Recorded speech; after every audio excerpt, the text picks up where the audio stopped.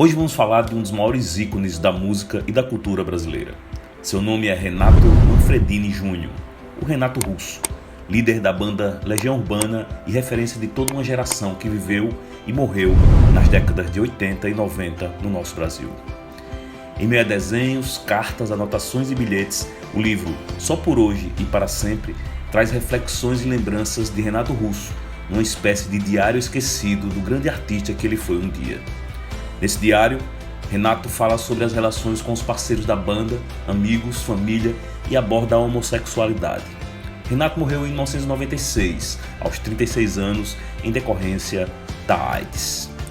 Para você entender o contexto desse diário esquecido, Renato Russo passou 29 dias internado na clínica Vila Serena, no Rio de Janeiro, entre abril e maio de 1993.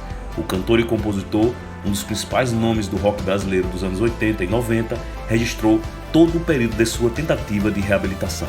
Reviver esses momentos e esse diário esquecido remete todos nós a um Renato Russo íntimo, detalhista, sentimental e generoso.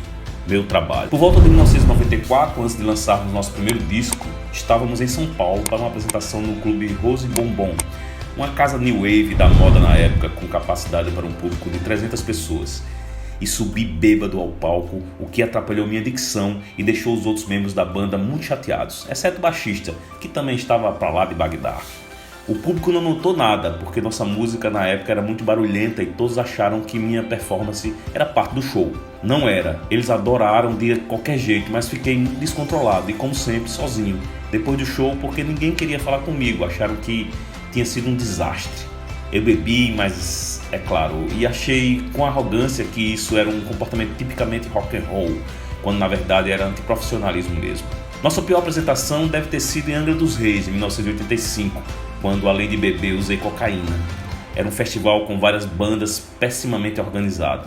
Não houve passagem de som e as guitarras estavam desafinadas e eu desafinei o tempo todo.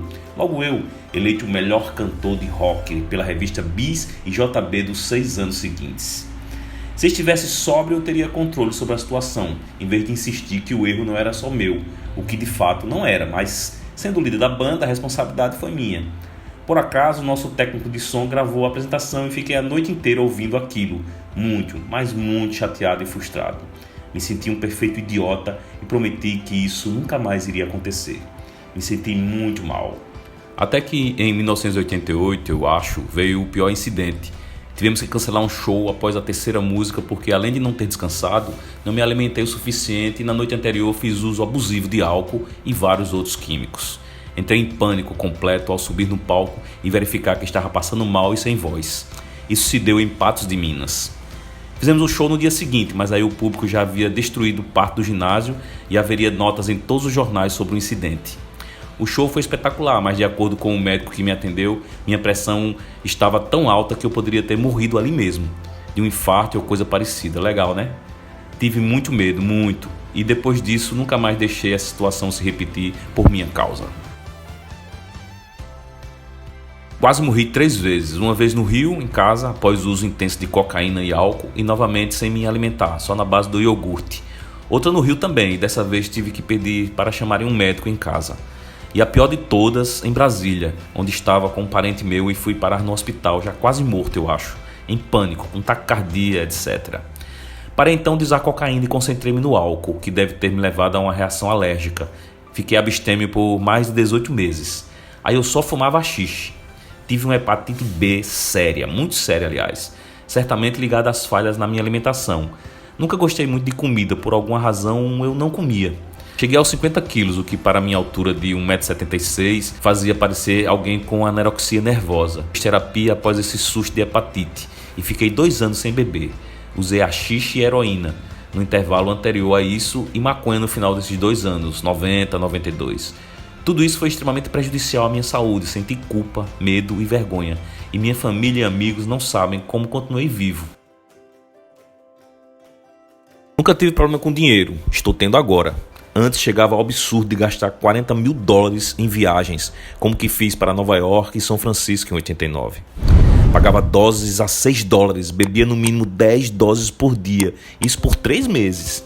Dá pra imaginar o quanto joguei fora, além das gracinhas, tipo da nota de $100 para um mendigo. Ganhei muito dinheiro, tenho casa própria, carro, etc. Mas deveria ter muito mais. Não tenho um histórico tão trágico quanto o de muitos dependentes que perderam tudo. Mas não tenho no momento grandes reservas para o futuro e é agora que as coisas estão ficando apertadas, porque meu dinheiro está se acabando e eu me sinto um perfeito imbecil por causa disso. Poderia ter contribuído para ajudar algumas associações de caridade, ajudar a mim mesmo com terapia, bem antes do que comecei, só que em 90, etc, etc. Poderia ter viajado para a Europa, que ainda não conheço, mas certamente morreria de overdose de heroína, minha droga favorita além do álcool, em Amsterdã ou em algum lugar. Me sinto horrível, culpado e novamente um perfeito idiota por tudo isso.